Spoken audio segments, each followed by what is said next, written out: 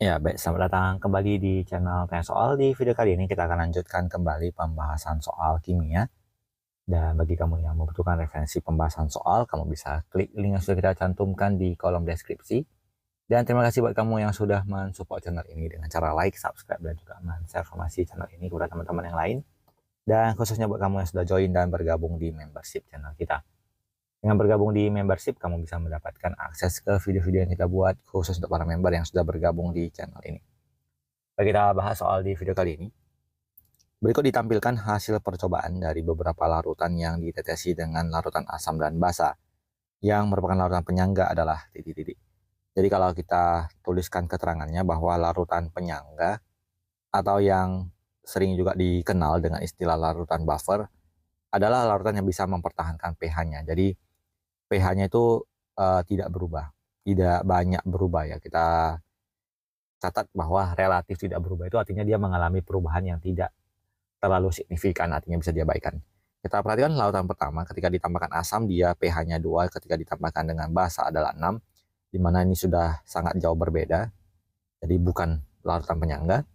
Kemudian yang di bagian B 0,1 dan 0,001 perubahannya cukup kecil, jadi bisa dikatakan tidak terlalu berarti. Misalkan pH-nya di awal adalah 5, ketika ditambahkan asam misalnya berkurang 0,1 menjadi 4,9, ditambahkan basa menjadi 5,01, jadi tidak terlalu berubah. Maka kita bisa simpulkan bahwa yang dimaksud dengan larutan penyangga adalah yang tidak terlalu besar perubahan pada pH-nya. Jadi kita pilih jawabannya adalah larutan yang di nomor 2, jawabannya di option B. Kita lanjut ke soal berikutnya. Pernyataan tentang larutan penyangga yang paling tepat adalah titik-titik. Di bagian A, larutan penyangga merupakan campuran yang dibentuk dari asam kuat dan basa kuat. Ini salah. Jadi asam kuat dan basa kuat tidak bisa membentuk basa, tidak bisa membentuk buffer maksudnya. Larutan penyangga merupakan campuran yang dibuat dari larutan asam lemah dan larutan garam. Jadi ini kita anggap benar karena garamnya belum disebutkan garam dari yang mana ya. Jadi ada syaratnya bahwa garamnya itu adalah garam dari asam lemah tersebut dengan suatu basa kuat. Jadi kita anggap sejauh ini masih jawaban yang belum bisa dipastikan. Kemudian C, larutan penyangga dapat dibuat dengan mencampurkan basa lemah dengan asam kuat berlebih. Ini juga salah karena nanti kalau asam kuatnya berlebih maka basa lemahnya habis, jadi tidak bisa membentuk buffer. Di option D, larutan penyangga dapat dibuat dengan mencampurkan basa lemah berlebih dengan asam kuat. Jadi kalau kondisinya seperti ini maka ini adalah jawaban yang paling tepat. Karena basa lemah jika dibuat berlebih dengan asam kuatnya akan habis, akan terbentuk basa lemah dengan garam yang terbentuk dari basa lemah itu sendiri. Jadi jawaban D lebih benar dibandingkan jawaban di option B karena tadi garamnya belum kita pastikan garam yang dari mana, apakah dari garam asam kuat, basa kuat, ataupun yang lemahnya.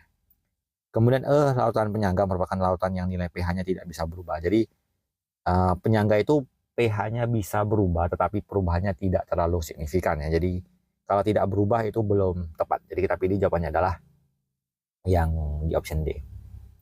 Kita lanjut ke soal berikutnya.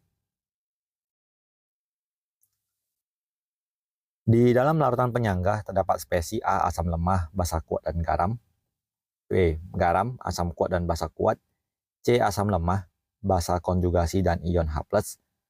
D asam kuat, basa konjugasi dan ion OH-. E basa lemah, asam kuat dan garam. Jadi jawaban yang paling tepat adalah yang di option C. Kita lanjut ke soal berikutnya.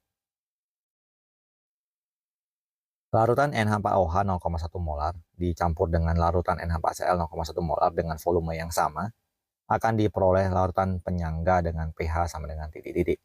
Karena campurannya adalah buffer yang bersifat basa, kita akan hitung nilai dari konsentrasi OH- sama dengan Kb dikalikan dengan mol basa dibagikan dengan mol garam. Nilai dari Kb-nya adalah 1 kali 10 pangkat negatif 5 dikalikan dengan mol basanya adalah 0,1 dikali V, kemudian dibagikan dengan mol garamnya 0,1 dikali volume yang sama juga, berarti nilai dari OH negatifnya adalah 1 kali 10 pangkat minus 5. Kita lanjutkan menghitung nilai dari POH sama dengan minus log OH min berarti sama dengan negatif dari log 1 kali 10 pangkat minus 5. Kita akan peroleh nilai pOH-nya sama dengan 5. Dan nilai pH sama dengan 14 dikurang pOH. 14 kurang 5, kita peroleh jawabannya adalah pH-nya sama dengan 9. Kita pilih jawabannya yang di option D. Kita lanjut ke soal berikutnya. Perbandingan volume NaOH 0,1 molar dan CH3COH 0,1 molar yang diperlukan untuk membentuk larutan penyangga dengan pH 5, Ka 10 min 5 adalah titik-titik. Kita campurkan NaOH-nya. NaOH ditambahkan dengan CH3COOH, dia akan membentuk CH3COONa ditambahkan dengan H2O. Kita tuliskan MbS. Untuk NaOH adalah 0,1 kalikan volume 1. Untuk CH3COOH-nya adalah 0,1 dikali V2. Untuk dapat membentuk larutan penyangga, maka si basanya harus habis. Maka bereaksi sejumlah 0,1 V1. Untuk CH3COOH-nya kita gunakan perbandingan koefisien, yaitu 1/1 dikali 0,1 V. Jadi kalau kita kurangkan menjadi 0,1 dikali V2 dikurang V1. Sementara CH3CONa yang terbentuk adalah 0,1 V1. Kemudian kita perhatikan bahwa pH-nya sama dengan 5. Ini berarti nilai dari konsentrasi H+ nya adalah 10 min 5. Dan H+ sama dengan Ka dikali mol asam dibagi mol garam. Berarti 10 pangkat min 5 sama dengan Ka-nya juga 10 pangkat min 5 dikali 0,1. Untuk asamnya adalah V2 dikurang V1. Sementara untuk garamnya adalah 0,1 dikali V1. 10 min 5-nya habis, 0,1 juga habis. Kita peroleh bahwa V1 sama dengan V2 dikurang V1. Kita pindahkan menjadi 2V1 sama dengan V2. Maka dengan demikian V1 per V2-nya sama dengan 1/2. Jadi perbandingannya adalah 1/2. Kita pilih jawabannya di option B. Kita lanjut ke soal berikutnya. Untuk mengubah 110 ml larutan CH3COH 0,1 molar yang pH-nya 3 agar menjadi 6, diperlukan NaOH 0,1 molar sebanyak titik-titik. Kita tuliskan CH3COH ditambahkan dengan NaOH membentuk CH3COONa ditambahkan dengan H2O. Di sini kita kalikan 110 dikalikan dengan 0,1, kita dapatkan di sini 11 milimol CH3COH mula-mulanya.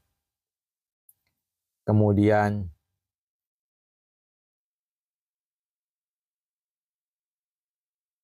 kita lanjut dengan NaOH-nya. Kita belum tahu berapa, kita tuliskan 0,1 V. Supaya terbentuk larutan penyangganya, kita akan pastikan bahwa si NaOH habis. Jadi bereaksi 0,1 V ini habis. Di sini 0,1 V, 11 dikurang 0,1 V. Kemudian yang ini juga dengan perbandingan koefisiennya kita peroleh 0,1 V. Karena pH-nya sama dengan 6, ketika pH sama dengan 6, ini berarti nilai dari H+-nya adalah 10 pangkat negatif 6. Nilai dari H+ sama dengan Ka dikali mol asam per mol garam. Maka 10 pangkat min 6 sama dengan Ka-nya 10 pangkat min 5 dikalikan dengan 11 dikurang 0,1 V per 0,1 V. Kalau kita bagikan di sini habis jadi 0,1.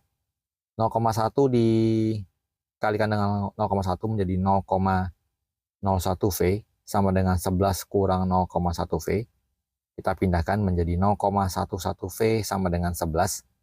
Maka V-nya adalah 11 per 11 kali 10 pangkat min 2. Jadi jawabannya adalah sebesar 100 mili. Kita pilih jawabannya adalah yang di option C. Kita lanjut ke soal berikutnya. Campuran berikut yang dapat menjadi larutan penyangga adalah titik-titik. Jadi syaratnya adalah suatu basa lemah yang dicampurkan dengan asam kuat di mana mol basa lemahnya harus lebih banyak, atau sebaliknya asam lemah dengan basa kuat di mana mol asam lemahnya lebih banyak. Yang kita perhatikan di option A, NaOH ini adalah basa kuat, hasil asam kuat, jadi tidak mungkin membentuk larutan penyangga. Kemudian untuk yang di bagian B adalah sebuah basa kuat dengan asam lemah. Kalau kita kalikan di sini 10 mol, 10 milimol untuk NaOH-nya dan 10 milimol untuk asam lemahnya, jumlah sama banyak, berarti tidak mungkin membentuk larutan penyangga. Yang di bagian C adalah basa lemah dengan garamnya. Jadi dengan perbandingan berapapun dia tentu bisa membentuk larutan penyangga. Jadi kita pilih jawabannya adalah yang di option C. Jadi demikian pembahasan soal untuk kesempatan kali ini. Dan bagi kamu yang membutuhkan rekomendasi buku-buku soal latihan, kamu bisa klik link produk yang kita rekomendasikan. Dan semoga dengan adanya video pembahasan tadi bisa membantu kamu lebih memahami soal-soal yang kita sudah bahas. Semoga bisa dipahami, semoga bermanfaat, dan sampai jumpa di video pembahasan soal berikutnya.